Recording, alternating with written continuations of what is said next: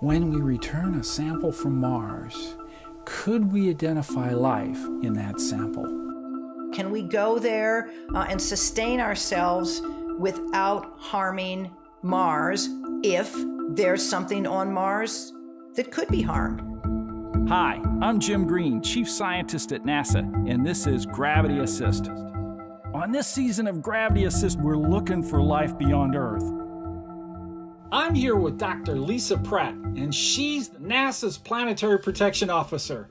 She plays a critical role in overseeing and approving how NASA implements planetary protection requirements for all our planetary missions, both robotic and human spacecraft. Welcome, Lisa, to Gravity Assist. Hey, thank you, Jim. You know, you've had a distinguished career in biogeochemistry and astrobiology, and the Planetary Protection Officer name, that sounds really cool. In fact, I received letters from kids all over the world, and one of them called your position the Guardian of the Galaxy.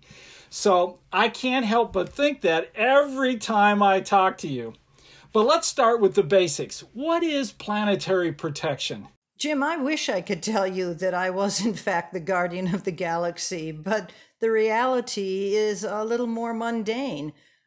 Planetary protection is focused on limiting biological contamination of other worlds with terrestrial organisms. That's organisms from Earth. And preventing the return of harmful potential extraterrestrial organisms or just organic materials when samples are returned to Earth during robotic sample return, or in the future, when astronauts come back to Earth from exploration missions to other worlds.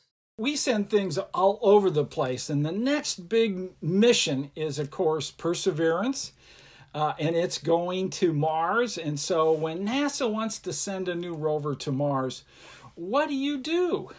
Well, Jim, right from the very earliest phase of mission design, when that light bulb first comes on with an idea for a new mission, the Office of Planetary Protection provides guidance to the engineering team on heat sterilization or alternative chemical cleaning methods such as vapor hydrogen peroxide, because some spacecraft materials can be cleaned and others cannot. And we want to be sure that we're designing a spacecraft that'll tolerate the cleaning procedures necessary to go to the three places we care about right now most deeply in terms of contamination, and that's Mars, Enceladus, and Europa.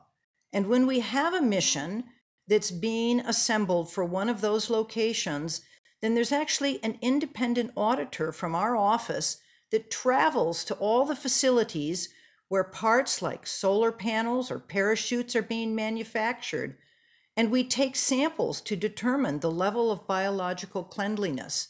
And every day, I actually review data on the number of spores being sampled and detected on Perseverance as we get ready for launch. And we use that to tell us if we need to do additional cleaning, or what we call bioburden reduction, to get ready for launch.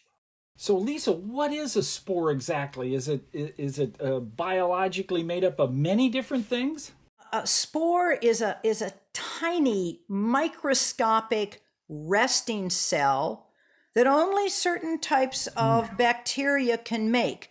And they make spores, a process called sporulation, when the environmental conditions get challenging and it looks like they're going to have to shut down. They're not going to continue to be active.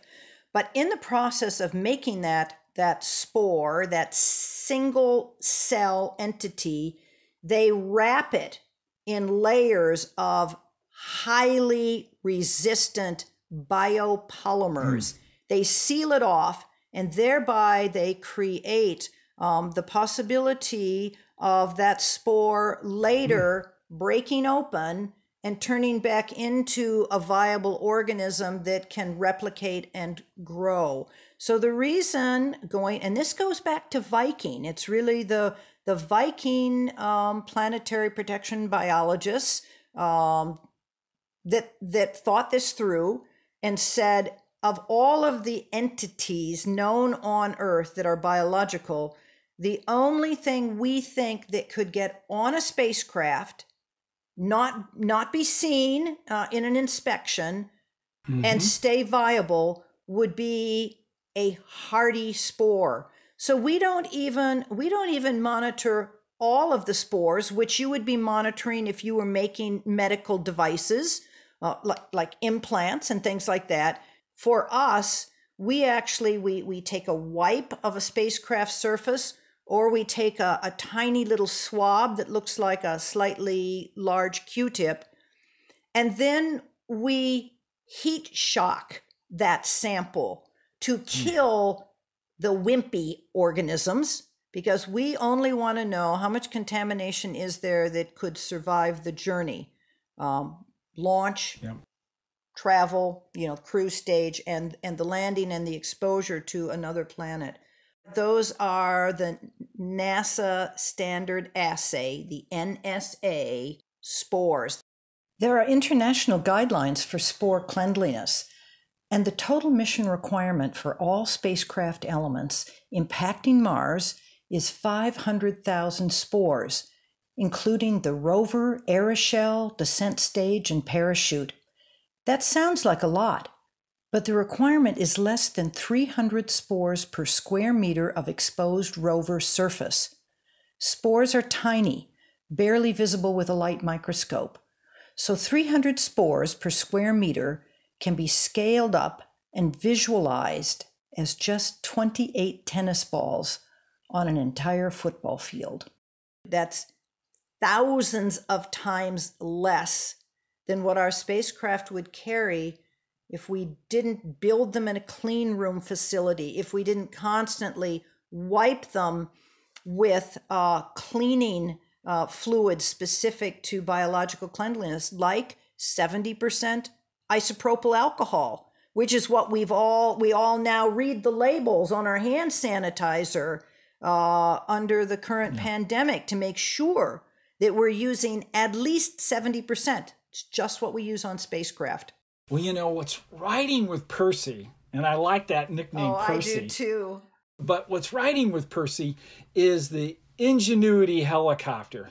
This is really a fabulous idea. It's what we call a technology demonstration, and we hope it works. But does that also have some sort of planetary protection requirements on it? Yes, it does. It's been held to about the same standards as that upper deck of the rover, but not nearly as rigorous as the sterilization for the sample tubes and drill or the wheels. And that's because it's a very different kind of activity. It will not in any way be associated with the return of samples to Earth.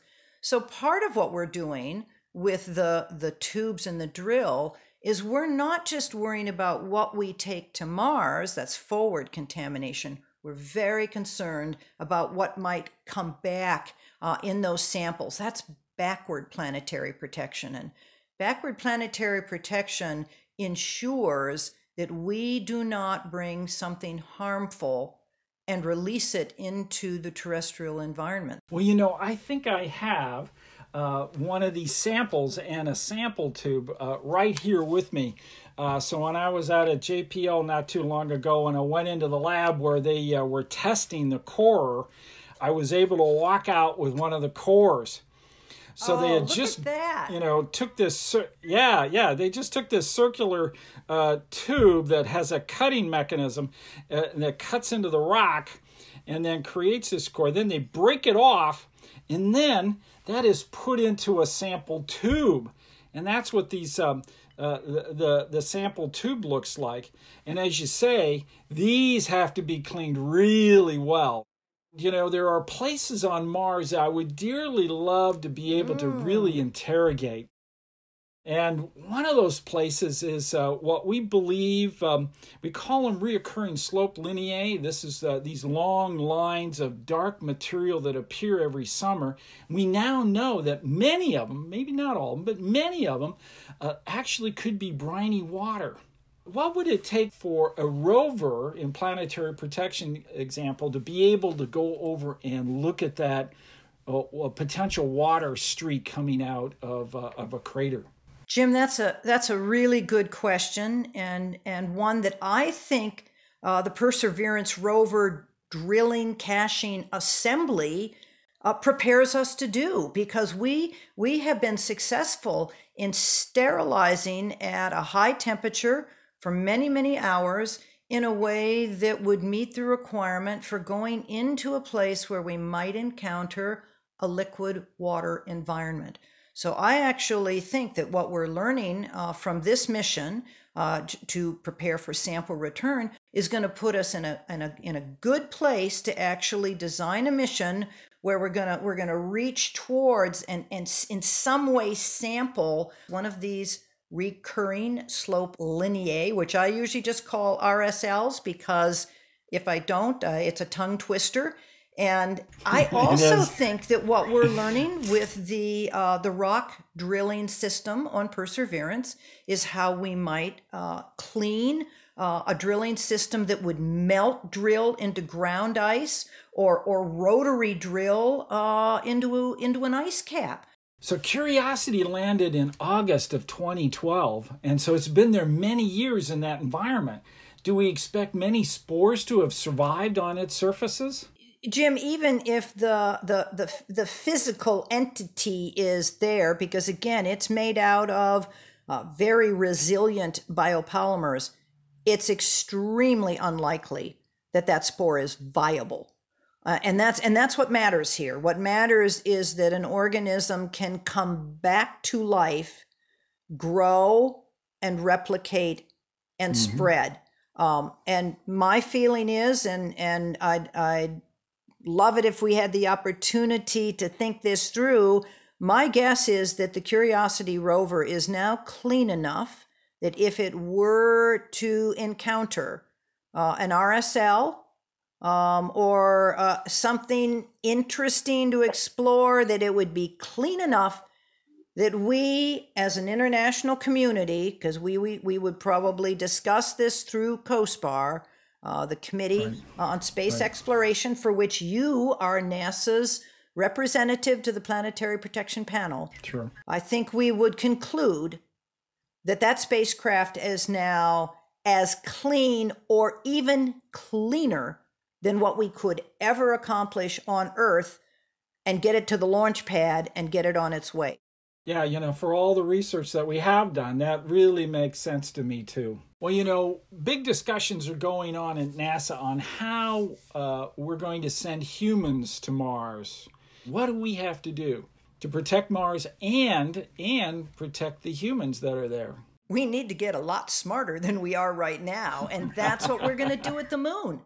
The Artemis campaign, the Gateway orbiting facility, and extended missions down to the surface of the moon, that's the proving ground for Mars, Jim. If we can study how the microbes from humans leak out of the cuffs of our spacesuit, or get out of the air handling systems in our habitats, or trail along behind us on the wheels of our vehicles, then we'll learn how to prevent that, or we'll develop technologies for sterilization of material when we're at Mars, and then we'll be able to do that exploration without causing harmful contamination of Mars.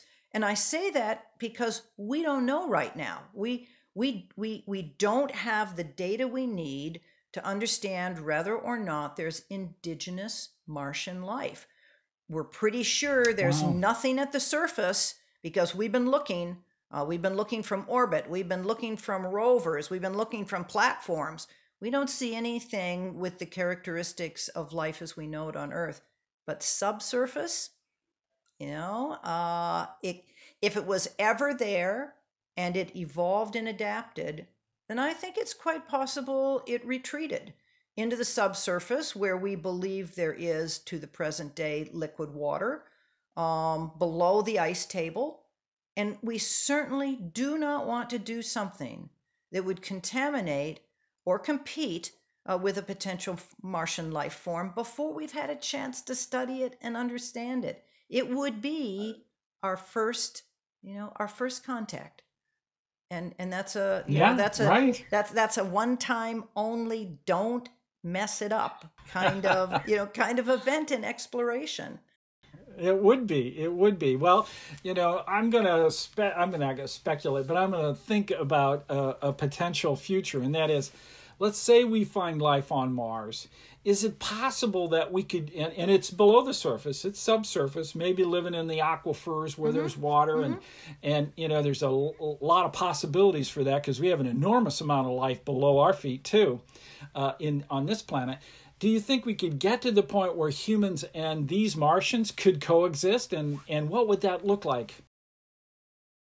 Well, Jim, like you, I'm sort of a hopeless optimist about what scientists and engineers are capable of doing, and I think it is possible.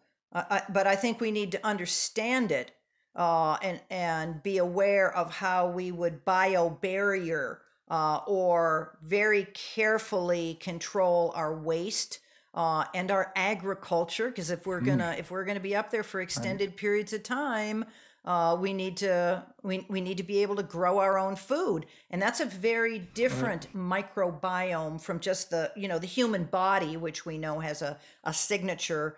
But when we start growing food, now we've got we've got individual organisms that live on and on the roots of plants, mycorrhizal fungi that have a distinct characteristic, and bacteria as well. So we need to be very, very careful initially so we don't do something inadvertent and irreversible. And then I think there is a possibility in the future that we can be there and we can study. Frankly, we're going to have to learn, if there is something in the subsurface, how to not have it get inside our habitats and in some way present harmful contamination to us. It's a very complicated relationship that we'll have to develop.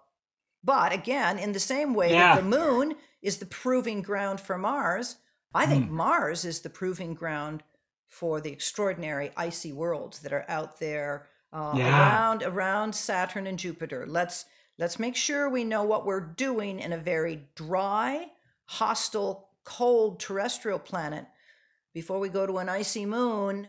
I'm going to guess that you believe there's life beyond Earth. Jim, I would be absolutely flabbergasted if there was not life elsewhere in our solar system, because I think evolutionary biology has really changed over just the past 2 decades. And once we began to realize that there is essentially no place on Earth that doesn't have living organisms, it makes it very hard for me to think that life only got started here. The very fact that we don't know what the origin of life is on Earth, we don't have a geologic record that gets us back in time far enough with unaltered materials to know what the origin looked like on Earth, also makes me wonder if the origin was someplace else and something arrived on Earth ready to go or partially formed, or and any of those ideas makes me keep my mind open about life elsewhere in our solar system. If it's there any place else in our solar system, then I think we will have to conclude that on the spectrum from rare to common, that it's going to be common. If we don't find any vestige of a life form anyplace else in our solar system, that's gonna push us towards rare. Well, when you look out into the solar system, where do you think we will find it first? I'm still cautiously optimistic about Mars because of the methane mystery. We see these pulses of elevated methane in the atmosphere. And not only do we have no explanation for where that methane comes from, we don't have an explanation for how that methane is removed from the atmosphere. We have a great mystery on Mars right now. And that's why, as the Planetary Protection Officer, I want to see us continue to explore with a very, very careful eye on forward contamination. that gets back to your question about can we go there and sustain ourselves without harming Mars if there's something on Mars that could be harmed. Ultimately, I think it's a better bet to look in the oceans beneath the ice covers in places like Europa and Enceladus. So let's say we brought the samples back from Percy, and now we've started to interrogate them. Do you think we know enough to be able to say these samples, we can delineate things that we brought that actually have come back from those things that are indigenous to Mars? Jim, that would be a false positive. It would mean could we or do we need to worry about being confused and misidentifying something that made a round trip with something that came from Mars itself? I frankly, and we've spent a lot of time discussing this with outside experts, I have very little worry about a false positive. And the reason for that is that we are archiving samples from the spacecraft, from the facility, from the launch pad, and we are storing and saving those samples for future study so that we know a great deal about everything that could have potentially gotten on that spacecraft and flown with us. Wow, that sounds great.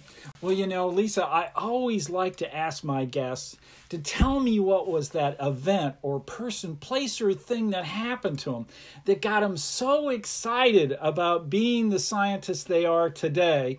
And I call that a gravity assist. So, Lisa, what was your gravity assist? Jim, it's hard for me to point to a single event because I think you're aware that I had quite a number of not false starts, but moved down one path with my education and then said, this really doesn't interest me that much. I went off to college as a Spanish major. Wow. Even though I had taken a lot of math and science in high school and knew that was something I was good at, I didn't see any role models. I didn't see any way that was going to work out. And then I realized that I really still fundamentally loved biology in particular. So I started taking biology classes, and then I decided I didn't want to be killing frogs in biology labs. This was at a time when we were still working with live animals in undergraduate labs, and had an inspirational moment when I decided I'm a botanist. Plants don't bleed. So I actually transferred to the University of North Carolina as a botany major. And then if there was a sort of pivotal gravity assist for me, it was in my senior year when I took my first geology course. And the instructor, John Dennison at Chapel Hill, had a way of talking about time travel through study of the geologic record, through stratigraphy, that was so awe-inspiring that I knew that I was even more passionate and more interested in the history of life on Earth and the evolution of life on Earth through the study of the ancient record. I was more interested in that than living plants, and so that's my. I guess that's my gravity assist, and it's what serendipitously gave me a dual degrees in life sciences and earth sciences that actually positioned me ultimately to be competitive for the planetary protection officer position when it was advertised and opened 3 years ago. I was just so delighted that you applied. What made you decide to do that? This is kind of a strange and wonderful story about role reversal. So a number of people, both inside and outside NASA, had let me know that the position was open, and I kept saying, no, maybe 10 years ago, it's too late in my career. And I made the mistake, well, maybe it was a mistake, maybe it's the best thing that could have happened. I was talking to my daughter about it. She's an engineering graduate student at Stanford. And I said, you know, this position is open. And that began weeks of relentless work on her part to talk me into applying. And I kept saying, no, it's just too late. And then finally, one time on a phone call, and this was, Jim, this was 3 days before the position was going to close for applications. She said to me, so, Mom, following your passion and reaching for your dream job is advice you can dish out, but you can't take it yourself. And I was so shocked that this 25-year-old threw back at me what I throw at her, that I actually said, you know what? I'm going to apply. I'll never be selected, but I'm going to apply. And for the rest of your life, you're going to say to me, I'm so proud of you for applying. And then, you know, the unexpected happened. And I have had the most wonderful 2.5 years to date of being the Planetary Protection Officer and helping NASA find ways to not contaminate forward or backward. It's a gift that Isabel gave me. Well, I got to tell you, I'm so proud of you for applying, because I have enjoyed working with you over the last several years. It's just been a wonderful experience for me, too. Well, thanks so much for tagging up with me today to discuss what a planetary protection officer does and how they do it. I've really enjoyed our discussion today. Hey, Jim, I'm just delighted that you asked and we had a chance. You caught me off guard with a couple of these questions, but the speculation was lots of fun, and go Perseverance. Go Perseverance. Join me next time as we continue our journey to look for life beyond Earth. I'm Jim Green, and this is your Gravity Assist.